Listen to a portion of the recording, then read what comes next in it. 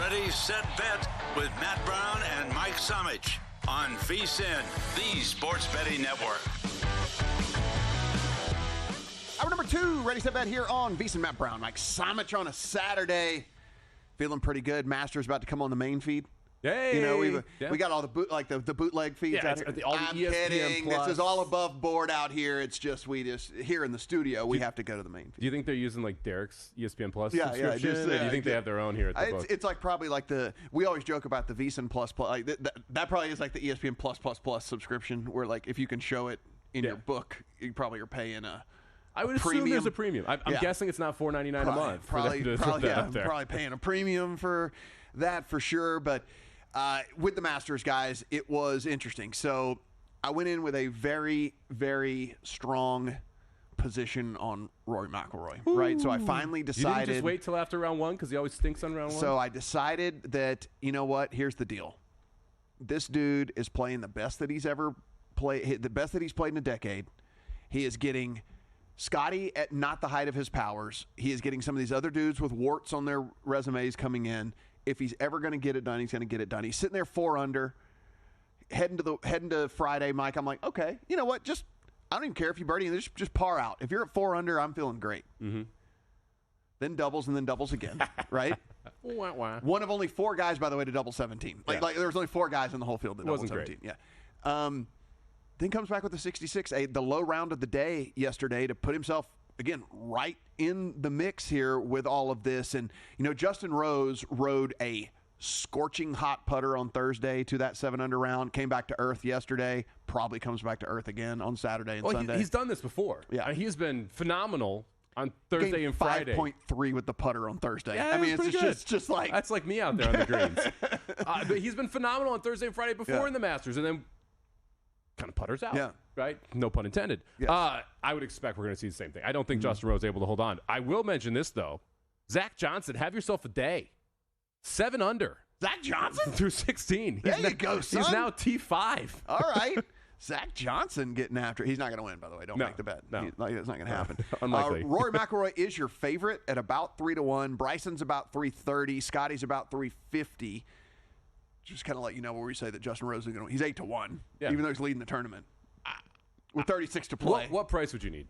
20? Honestly, if it was 15, yeah, I would say you are making a bet on a guy with 2 rounds of sample size under his belt already, and he is currently in the lead. I don't really care. Like, so for example, there was a matchup. If you guys got, Bill's newsletter this morning, and we're doing little blurbs each day over on VSiN.com about all this. So Justin Rose, is he a dog to Bryson DeChambeau in round 3? Yes. However, the price had gotten so absurd where he was like plus 245. Yeah. I looked at that because I wanted to bet DeChambeau, and I was like, nope. Like in a head-to-head, like on principle, at some point, when the number just drifts so far, it's still golf. Like Bryson could hit one in the woods and that's it. Like, I mean, like the round at that point is shifts to Rose's favor, you know? And so, again, some of these head-to-heads get like aggressively bet almost to the point of like, that's just an error because nobody's that big of a favorite over someone in 1 round sample size. If a guy's also pretty, I mean, Rose is in pretty good form right now in this tournament. If we play on Sunday, I'll lay myself 280. I like it. Yeah, well, let's do it. Corey Connors 12-1. Long shots listeners hopefully have Corey Connors at a much, much, much, much larger price than that. That's my big sweat. Ooh. The Corey Connors sweat, big number attached to him. Shane Lowry also. Me and Kelly Bidlin on Shane Lowry as well. He's sitting at 16. Tyrrell Hatton, you probably don't remember a ton about Tyrrell Hatton if you weren't following golf the last few years because he is over on Live, and he's not one of the most popular guys that is over on Live. But Tyrrell Hatton, when he left, Mike, a very, very solid, successful golfer, just kind of known for his temper because he loses his temper all the time. But he is sitting there at 18-1, as is Colin Morikawa. 25 on Victor, 30 on Ludwig, 35 on Jason Day. Everybody else is 45-1 or longer. I'm excited to see how this goes tomorrow. Mm-hmm. I'm sitting on DeChambeau. I'm sitting on Rory. And then I have a Scheffler ticket in a parlay with DeChambeau and Rory top 5. So I'm looking forward to see how this plays out. I think it's going to be a phenomenal Masters considering how tightly grouped the top really 20 are right now, right? Like everyone 15 and up, I think still has TA 15 and up, which is the top 17 golfer, still has a shot. They're 3 under right now heading into this round. I wish I could add Rose at like 20. Because then I would actually put something in because of what else I have going. And Connors is the other one where, like, I kind of thinking about adding a little at 12. Just because I'd have basically the top 4 guys at plus money prices. So this is what I put in the you either read it by now or you haven't, so I'll just spoil it. Whatever. This is what's over on vsin.com. So Data Golf, a site that like is awesome for golf statistics and whatnot. So they have gone in and like they have really analyzed what is scoring so far in the Masters, and so they have actually, which is kind of a shock to me, though we have seen this course trend away from bombers a little bit here in the last couple of years, but the course is, according to them, air quote, strongly favoring straight hitters over distance guys right now. So if you want to take a position on any of these dudes, Colin Morikawa is 4th on tour this season in driving accuracy. Daniel Berger is 12th. Matt McCarty is 17th. Sung J M is 22nd, and Corey Connors is 25th. So all of those guys that are towards the top of the leaderboard, or at least middle of the leaderboard, are all guys that are inside the top 25 on tour this season in driving accuracy. It's obviously paid off for a lot of these guys so far with all of this, and you would think with the length that Augusta brings to the table, Mike, that distance would be key, but so far that has not been the case through 2 rounds. Yeah, surprising, especially when you're, I think it's the 11th. Is that long par 4? It's 10th or the 11th. I can't remember which, where like you're seeing these guys come up short to the green. I can't remember a lot of holes when you're watching the PGA where it's a par 4, they're coming up short of the green. Yeah, so very interesting. I recommended at least a Connors, so you can get Connors top 5 still at plus money, right? I think what he's bringing to the table right now he always had great iron play, right? The problem with Corey Connors specifically at a course like this, we'd always just say, well, he doesn't have the length to actually contend. Well, if we're not worried about length as much, and he's just going to keep hitting fairways and then keep putting the irons within distance where he can at least have a shot to make a birdie, and if not, he's just going to tap in, the second putt for par. I think a live top 5 for him. I don't know about, the 12-1, but live top 5 at plus money, I would put it in if I didn't already have a position on it. Well, and you look at the leaderboard, and you got Zach Johnson top 5, Justin Rose top 5, right? There are spots that you can take over. Matt McCarthy top 5. By the way, Matt McCarty, Circa's liable to $2 million on McCarty winning the tournament. They had a bettor come in. The bettor wanted to have to win $10 million bet. They ended up taking $2 million of the 10. So Circa sweating Matt McCarty today and tomorrow. And like I said, McCarty on that list of the guys that's a very accurate driver that apparently is having a ton of success right now over at Augusta. I'm just jealous as I turn it on because when I was there last year, the weather was terrible.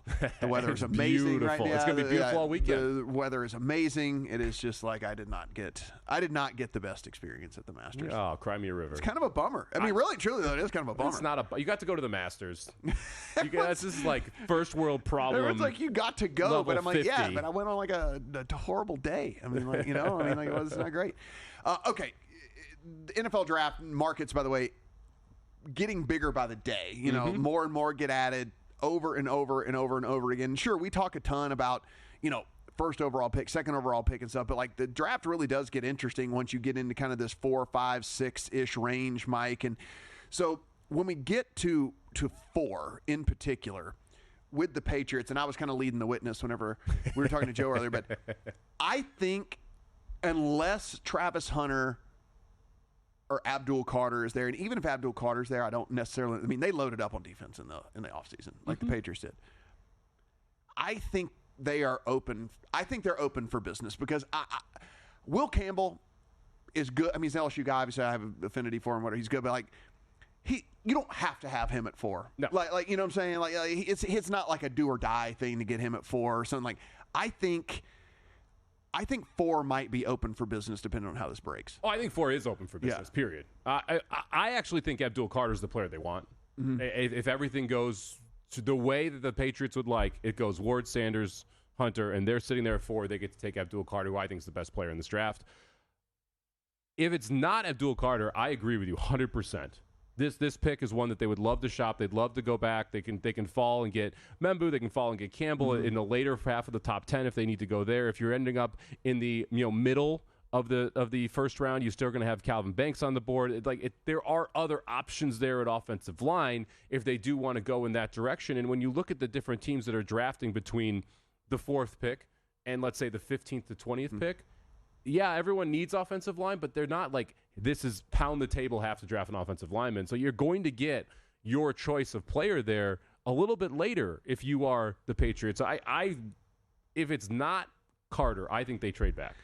Yeah, and so which makes things a little interesting because then it's like, who's the trade partner? Well, I mean, if one of the quarterbacks, if Shadour's still there, maybe it's someone coming to get Shador. If Shadour's gone at 2, I don't know if anybody panic and tries to come and get Jackson Dart or something like that. But this is the problem with this draft and why I said at the top of the show this is the worst draft in 10 years. A lot of people are going to want to trade out without any partners. Who is going to want to trade up for somebody? That's why I think we're going to see a lot of almost just basically pick swaps, right? 13 for 15 in a 5th. Or in a 6th or whatever, something like that, where it's kind of like, hey, look, we know you don't really want that guy. We kind of want him. It's not the end of the world if we don't get it, but that's why I think it's so hard to predict where the trades are going to happen. I think the Panthers at 8 are the team the Patriots talk to. Because the Panthers do need a defensive edge. If Carter's on the board, I think the Panthers are the team that's likely to trade up, and it doesn't cost that much to go from 8 to 4. Let us boost your edge with Edge Boost. You know what? That's not their official motto. I just came up with that. It's first ever bank account built for bettors, ensuring gambling transactions are approved. No minimums, no usage fees. 100% approval for all betting deposits. EdgeBoost.bet. Today, use the promo code BET. You're going to deposit $25, and they're going to match that $25 deposit. That's EdgeBoost.bet. Promo code BET.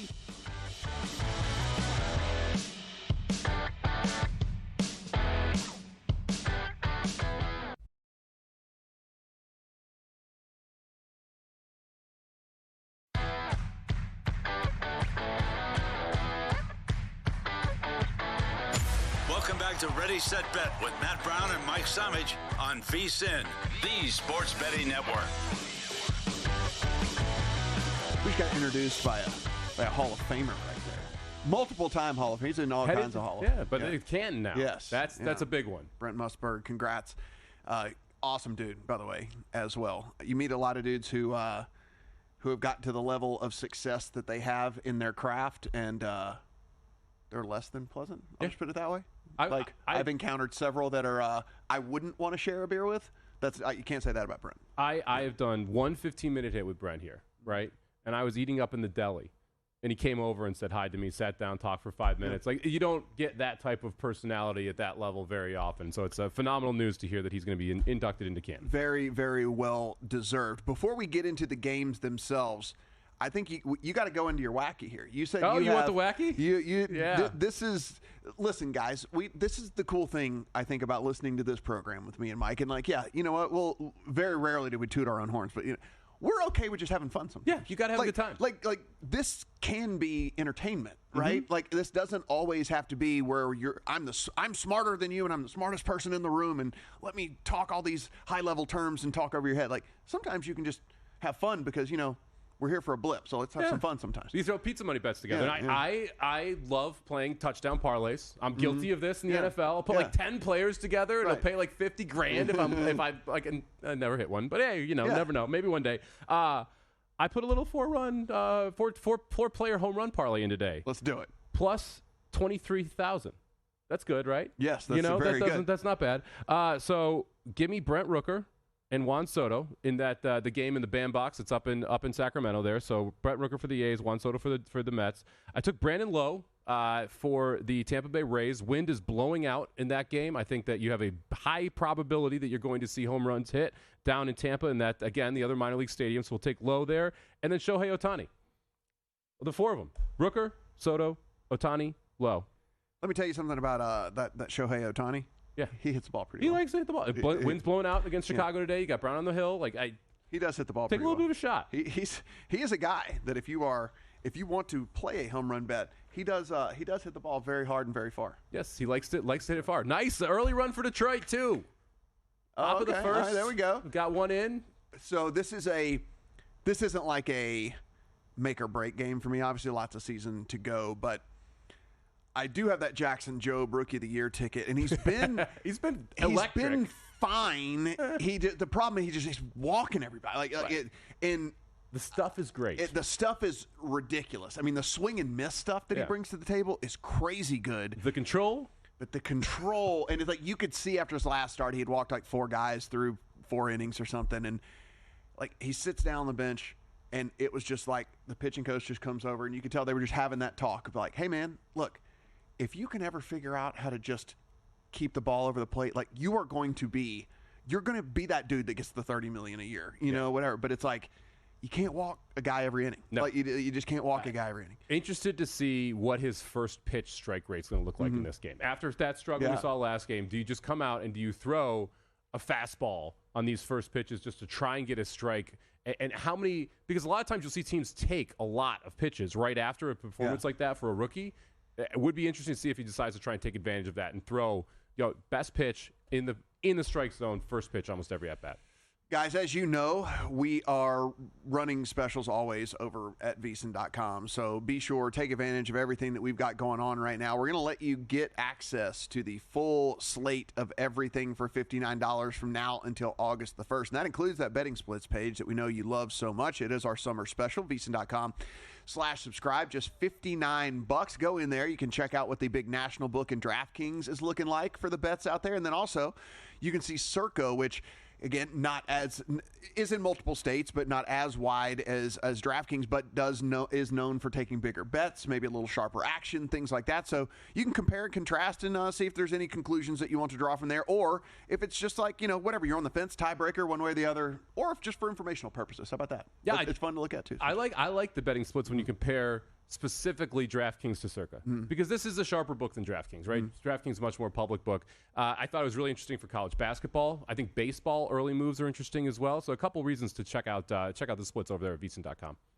So I asked earlier, and let me ask you, because you and I both bet a bunch of baseball, and you and I are big into stat nerds.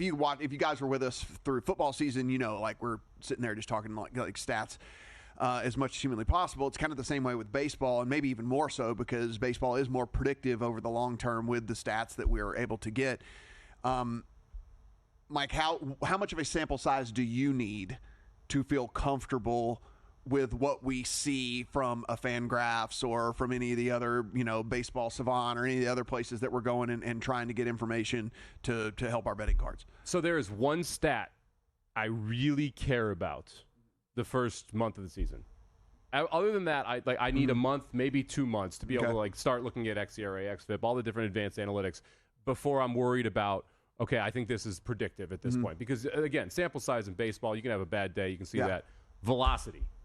If a pitcher's velocity is different than what it was the previous year, that is a massive thing for me. So what I do is I will mark those guys, and those are the guys that I start to track, right? Because there are some guys, and specifically if you're in these like cold weather places, I mean, look, I used to pitch, it's hard to hit your max when it's 40 degrees outside, which by the way, it's 40 degrees over New York today, like for the Yankee game. So that's why, I think we need to get a little bit deeper into the summer with all that. But what I do is like you said, if a guy's down 2 miles an hour, it matters.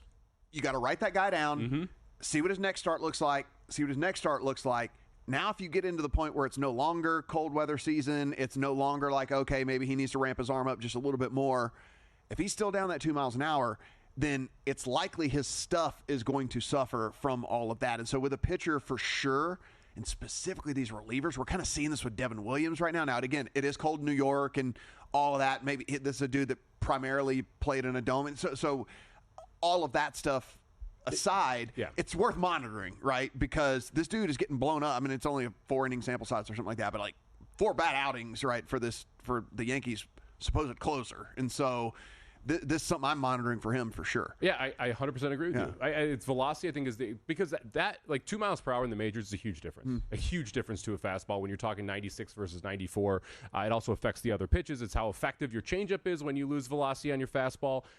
I do like to look at where they are pitching because, like you said, the difference in the weather changes. The other thing that I look at early in the season, and this doesn't affect every season, but it's ballpark changes. Like if we brought a wall in, if we have a new stadium that we're playing in, those I think you have to react to immediately. There's 2 right now. the one in Sacramento where the Athletics play, and then down in Tampa Bay where you've got a minor league stadium hosting them because of the issues to the dome. I think you can make a judgment already that the totals in Sacramento are too low.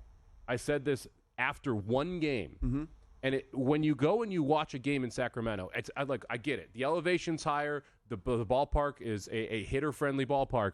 To me, the thing that no one really is talking about, you get a free half inning to a full inning a game because of the lack of foul territory. If you watch a game, you will see between 3 and 6 foul balls that would be caught in 90% of baseball stadiums for outs that end up in the first or second row of the seats. Yeah. That is a massive difference to totals. No, it definitely is. And then the other thing, too, is that we look at with also Tampa, right? Moving into that park that is again, it's catered to the dimensions of Yankee Stadium, whatever. But we knew that dome they were playing in down there in Tampa, the ball just didn't go anywhere. No. Like it just wasn't. So it is a better hitting environment, regardless of how you look at it, than what they were playing in. And when the wind blows out, it's a very wind-affected stadium. You're seeing that today. It's one of the reasons I have low as a homer prop there. It's a very comfortable place to hit the baseball. And you're going to get some weather situations with rainouts, things like that earlier in the season. But if the humidity is down and the wind's blowing out, you're going to see that ball fly in Tampa. And those are the two key metrics you want to look at. Down in humidity, so there's not as much moisture in the air to slow the ball down. And again, a very wind-dominated stadium because there's not much blocking the wind. So if you're seeing like certain stadiums, wind, even with 20-mile-per-hour gusts, does not make as big of a difference. Wind in Tampa will make a big difference to that stadium, and specifically the ability to hit the ball out. Like we said, the Tigers and the Twins already underway. Tigers with an inning, with a first inning run, so up 1-0. Still plus 124 on the money line. Joe blocked the first batter. Of course, I mean that's what I'm saying. I mean, it is everything's there except the control right now, and that has ruined many a promising pitcher. Yeah, that is. I was really hoping we learned something. Yeah. That first at-bat does not tell me we learned anything. It does tell me the Twins are going to take pitches. So if you want to take under outs for Job, I think that might be a good look. Phillies and Cardinals just getting going there as well. Top of the first inning there. Minus 160 for the Phillies, plus 124 the Cardinals on the live line. And then we have the Giants and the Yankees coming up at the top of the hour. That is Jordan Hicks versus Will Warren. The Yankees, minus 135 at home, plus 114 Hicks on the road as a dog. A flat 8, the total there in that one. Like we said, guys, we have a UFC pay-per-view coming up this evening, and when we come back, we are going to get the man, the myth, the legend. If you hadn't heard Lou Finocchiaro break down a UFC card, you got to get it right here on VSiN. Talk a little hockey with him as well.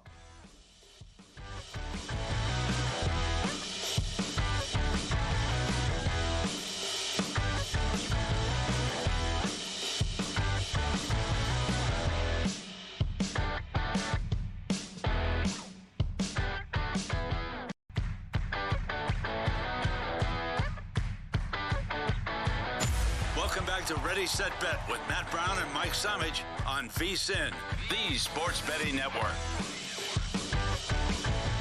Ready, Set, Bet here on VSiN. Matt Brown, Mike Somich, as we walk Rory over to the first tee here. The last two groups yet to tee off, but everybody else out there on the course, Mike. So you said as we were coming back in, you're like, you know what? I really just want tomorrow. Give me Rory and Bryson and Scotty, like at least in the final two groups. Like, let's make this an epic Sunday. I'm with you, man. I'm with you. Rarely do you have the chance here after two rounds to have just a phenomenal finish with like three of the best, four of the best in the world, all getting to bang heads at a big-time tournament. And it is shaping up that we could have, you know, the one live guy in DeChambeau and the best in the world in Scheffler and McIlroy all right there on a Masters Sunday. Yeah, it's going to be absolutely phenomenal. And joining us here on the Progressive Guest Line, Lou Finocchiaro, Bout Business Podcast at Gamblue over there on the Twitter machine. Of course, you can find him at VSiN.com as well. And Lou, you got a sweat on the old guy, man, and I like it. He's my age. I like Justin Rose today as well. Well, I thought I would do it. I love the guy. I had him in a top 20 market for the first day. I'm a very safe golf bettor because it isn't my lane.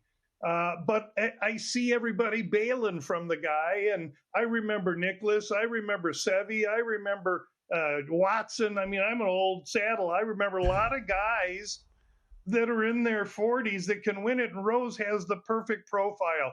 He's been there before. He's faltered, and I think that only makes him want to try and succeed more. So it's a peanuts bet, but I'm surely on Rose, and I have him parlayed to a couple fighters. Lou, it warms my heart to hear you say that you bet top 20s and stuff and things like that, because this is what I preach on Long Shots every week. I'm like, if you're betting nothing but betting nothing but outrights, one guy wins a golf tournament. One person wins a golf tournament. You're trying to win a poker tournament. You're just putting variance into your bets. Just like, top 20s. Take some plus money at top 10s. Do that. Well, Lou, you warmed my heart, buddy. It made me feel good to start this thing off. But let's get to the undercard here of UFC 314. And you said heading in here, you like Raposo here as a dog. Raposo shows up for this fight in his sophomore UFC fight. In his debut, he fought a guy named Lima, who is a legitimate, currently top 10 athlete, though he's not ranked there. His skills are there, and he's a future top 3 competitor in the division. He lost a split decision. Now he comes in to fight a guy that's got much more UFC experience in Su Muarji from China, but he has to travel. And while Muarji has the experience, height, reach, he really is singularly dimensioned as a striker, has no ground game at all. Raposo's a bulldog from Massachusetts. It comes with plenty of wrestling. And so I think the script is perfect for Raposo to shine here and offer Su Muarji, a guy that's lost his last 3 fights. Now he's coming at a price like this. Doesn't make sense to me. If you want to play it safe, and again, you guys are Vegas, but we people in Arizona and surrounding states can play with DraftKings or FanDuels via the points, and you can get Raposo plus 3.5 points. Should the judges job you, you would still have a great chance to win a close, tight, split decision fight. I got to say, we are jealous of all the books that you have available and the outs that you have available there in Arizona compared to what we have here in Vegas. Now, a fight that you were talking about before we got on air that just got me jacked up here, Silva Mitchell taking on each other. You like an under here in the rounds. You also have a parlay going to Silva. Is the price playable on Silva at the current price, or are you leaning away from it and just looking at the rounds? Well, normally I would say that price on Silva is high, except that the storm is perfect for him. He gets Bryce Mitchell, long, tall wrestler who's 2 fights off of a complete annihilation at the hands of Josh Emmett. He had to take time off. He was knocked out so poorly. He's awkward on the feet. In fact, he's not very good on the feet, wide and telegraphing, but he's a world-class grappler wrestler. Meanwhile, Jean Silva is a short, compact Brazilian, and his short, compact nature will provide him help in trying to fend off Mitchell's advances, and that's where the fight lies. As Mitchell shoots in, he's going to come into knees, elbows, and strikes from this Jean Silva, who is profusely powerful and crazy. And in fact, both of these men are not there. If you took the IQ of both of them together against a box of hammers, you should take the box of hammers. This is going to be one heck of a fight. Lou, let's talk to Lou Finocchiaro, by the way. Lou, I know you got an official play on the main event. Let's get to the co-main. I just want to get your thoughts here on Chandler and Pimblett. We're sitting here plus 136 on Chandler as the dog, and Patty sitting there at minus 162. How do you think this one plays out? Yeah, it should be, again, another clash of styles. Chandler wants to strike, even though he has wrestling, and Patty has to get it to the ground. Patty will give away expertise, quickness, power, and precision on the feet. So he's going to sell out to get it down. And are we going to get Chandler the entertainer that doesn't care, that's just going to go out there and do cartwheels and flying knees? Or are we going to get Chandler that wants to win a fight because he's been in with better, he's got vastly more experience, and this is a 5-round fight. He also has 5-round experience. I don't see how Patty competes with him if we know which Chandler shows up. And the reason I'm not betting this fight is because I don't ever know which Chandler's showing up. Yeah, that's been one of the ones I've heard a lot with people trying to fade Patty there. I'm probably going to end up on Chandler there and see what we can, if we can get that one home there. We got another featherweight championship tonight. We've got Volkanovski taking on Lopes. Volkanovski minus 125 in this spot. What are you looking forward to in this fight? This is going to be a fascinating fight. Volkanovski is arguably the top featherweight ever, and there's a couple guys right there with him. But one of them, Max Holloway, is a guy that we saw just beat the brakes off Gaethje, and Volkanovski outclassed him on the feet, using his legs and striking and pressure-timed grappling 3 separate times. And now, after being beaten by 2 of the top 3 pound-for-pound fighters in the whole world, there's a lot of doubt on him. And he's 35, and so I can see where the doubt is. But he's taken time off. He's gotten himself together. We're going to get his best effort. He wanted Topuria. He's going to get Lopez instead. Same kind of fighter, except for Lopez doesn't have the feet of Volkanovski. If Volkanovski can duplicate what he did against Holloway, and I believe that's exactly what his plan is, and then he's going to take Lopez past the danger zone and into round 3, where Volkanovski, I think, will have tremendous advantage in skills, in footwork, and in experience. But for that first 10 minutes, while Lopez is firing fresh with all that power, Volkanovski's going to have to be at his best with his movement and strike evasion. Talking to my guy Lou Finocchiaro here. I want to switch gears because I know you enjoy National Hockey League as well. We're heading into the playoffs, Lou, and just kind of want to get your thoughts here on some teams that you're higher on, or maybe some teams that you're even lower on maybe than the betting market. Well, I hate to start with or be negative, but in my handicapping process here, really what I know right now is who it isn't going to be, or who is not going to get my money.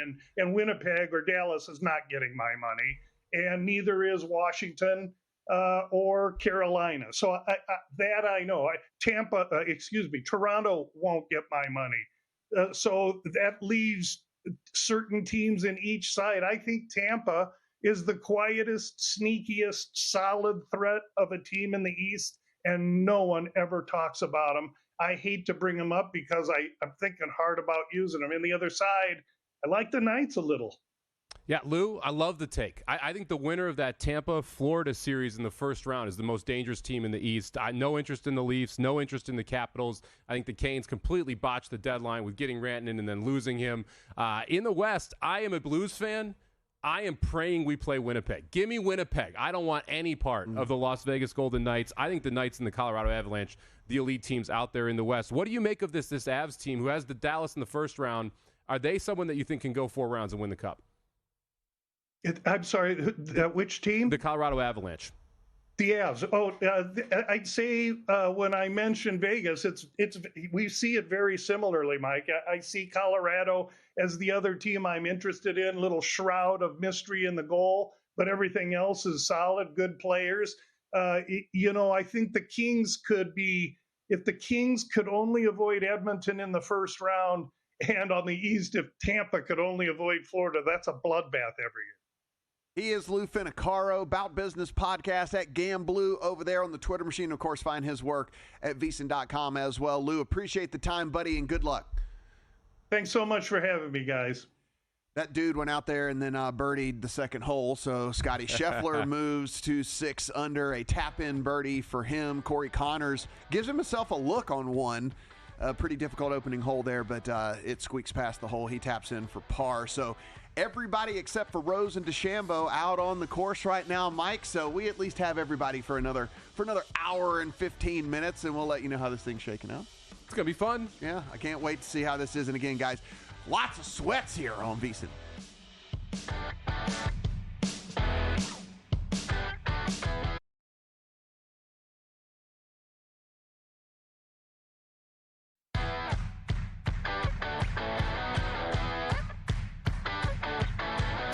Welcome back to Ready, Set, Bet with Matt Brown and Mike Somich on VSiN, the Sports Betting Network. Ready, Set, Bet here on VSiN on a Saturday. Appreciate you guys hanging out with us as we get ready for the final grouping to tee off here for the Masters. We'll be following these guys here for the next hour and 15 minutes with you, as well as breaking down all the stuff happening out there in the sports world. You said you had a question when we came back. I do. So I mentioned I would love to see DeChambeau, Scheffler, and Rory right there at the end. Yeah. Who would your dream fourth be that's in contention for the final 2 groupings on a Sunday? So hold on. this has nothing to do with my own personal wagers. No, just the most compelling. Yes, the most compelling fourth member of those, because it's twosomes, right? So you're going to have two final twosomes, and I would love to see whoever is in third get a awesome pairing. Who would that person be? Well, if we're talking about from a compelling storyline standpoint, and someone that could get there, you'd want it to be like Colin or Hovland, right? Because dudes that Hovland's won the Tour Championship. Obviously, Colin's been right there several different times already. These are also for two different reasons, right? So Colin is the dude that's been playing really good but has not been able to get over the hump here lately. Mm-hmm. And then Victor would be Victor played really good, then now Victor played really, really badly, and then here comes Victor again, and next thing you know, he's good to go. So I think just from a storyline standpoint, that'd be it for me, but really I want it to be Corey Connors. Better be Corey Connors. I really want it to be Corey Connors. I think Justin Rose would actually be interesting. Shane Lowry would be interesting, I think, too, because, by the way, him and Rory are best friends. Okay. So who played together and won in New Orleans last year at the team tournament. They committed, by the way, again to that this year. They had so much fun and thought it was cool that they played together. They committed, they're going to play that together again this year. So Lowry would actually be pretty cool just for they're going head to head, but they're best buds. Yeah, it'd be interesting to see them together, but maybe if that helps either of them on a Sunday, if they end up being paired together. I think Justin Rose storyline wise would be interesting. Let's say he goes and shoots a 2 under here, and he's 10 under heading into the last round, which I think is about where you're going to see the leaders going into the final round. Oberg, I think, would be interesting, although he's 1 over today, so he's going the wrong direction on the leaderboard. I guess the other one for me would be Colin Morikawa, more than Hovland. But I am excited because I think we're going to have an awesome final 2 pairings and possibly final 3 pairings here tomorrow. As these guys get going, you mentioned this at the top of the show, but so there's been a 6 under in the house today. Zach Johnson, who made the cut on the number, and he shoots 6 under to find himself at 4 under for the tournament now and T11. And outside of that, there are 2 3-unders in the house. That is Max Grazerman and Jordan Spieth, who went 3 under today. Benny On is currently 3 under out there on the course through 14 holes.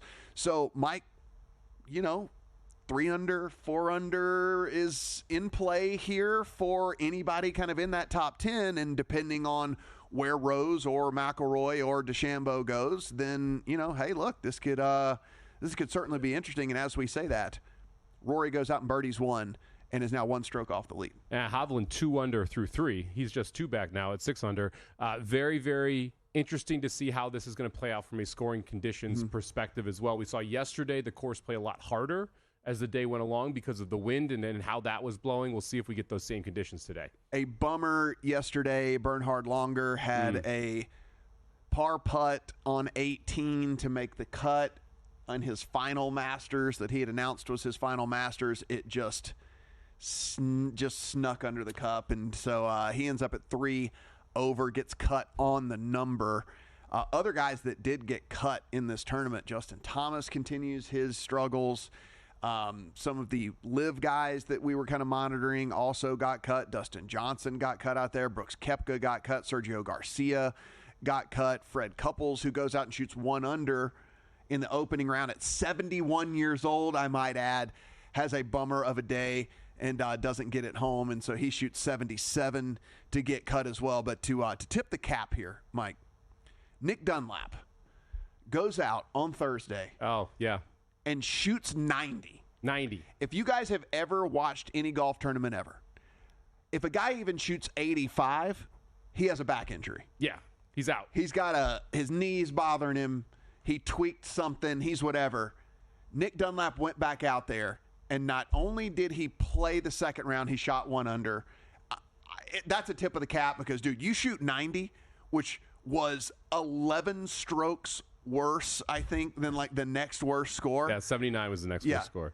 I actually commend that, dude. Because that is a very easy, I shot bad because whatever. My back hurt, my elbow hurt, whatever. I'm gonna peace out. But no, he came back, and not only came back, he come back and played well. The old 43-47, a score out card I have seen many of times in my life for the 90 there, and you mentioned it. Came back, played phenomenally. Shout out to Russell Hanley too. Shoots a 79 the first day, comes back with a 68, just misses the cut by 1. The 2 people I was rooting for the most on Friday afternoon were Bernhard Longer and Fred Couples. Yeah, I wanted one of them to make the cut. They were both in right the there. hunt in the back nine and just kind of fell apart a little bit on him in the back nine. Would have been awesome to see either of them be able to make the cut. You hear this all the time, and it's why whenever after Tiger got injured, we were just wondering if he was ever going to be able to do anything. It is a daunting walk of a course. You are talking, this course does this. Yeah. The Real whole hills. time you're going up and down and all around. It's long. We talk about that. 7,600 yards, all those things. And so what you get, Mike, is these older guys, you get through one round and you play pretty well. You get to that second round, and as that second round, it just wears on you, and it's just, it's tough. It's tough on a 71-year-old guy to play 2 good rounds at a course like this in consecutive days. Anyway. I'm not sure if I could walk 2 rounds right now. If we went out and we walked today and then walked tomorrow, I'd be gassed for like a week.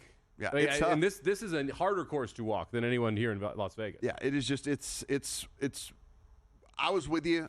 The longer putt yesterday actually kind of hurt because I was like, oh, man, like that could have gone. And Bryson birdies one as well. So Bryson now a share of the lead with Justin Rose. So buckle up, everybody. There we go. Buckle up, I'm proud everybody. Of it. We haven't said moving day once today. I know. Buckle up, everybody. Tigers and the Twins still 1-0 in favor of the Tigers. So Jackson Jobe has, at least so far, yeah, after a 24-pitch first inning, he's settled in a little bit. Has so far been able to get done. And the Phillies get 2 early there behind Chris Sanchez. And so they have now moved to minus 445 on the live number here. Yeah, Chris Sanchez, one of those guys that we've had a lot of buzz about early in the season. See if he can bounce back after what I believe was a rough second start. So Chris Sanchez is I want to kind of go off on a tangent here. Tangent away. I think Sanchez there on that team is certainly interesting, but Mike, because again, we don't get to we don't get to do shows together every single day.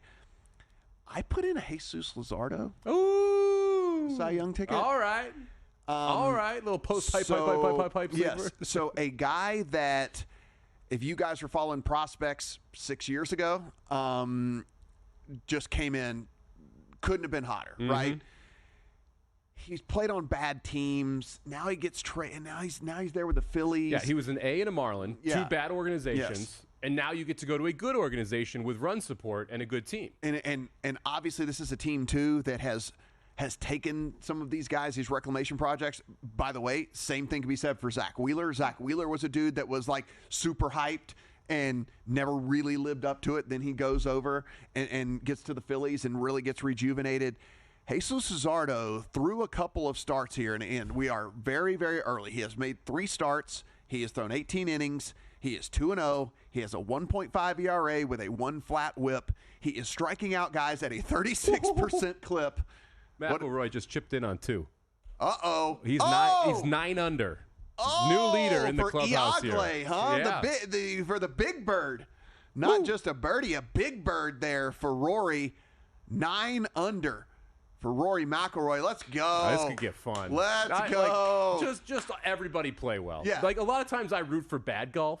I'm kind of rooting for good golf right now. Well, you see that course and you just see everything. You're just like, you know what? Look at this, dude. Just a beautiful control. Pops it up, lands it on the fringe. I'd have been in that bunker for sure back there. Turns. I'd have bladed that. That thing's in that back bunker. Yeah.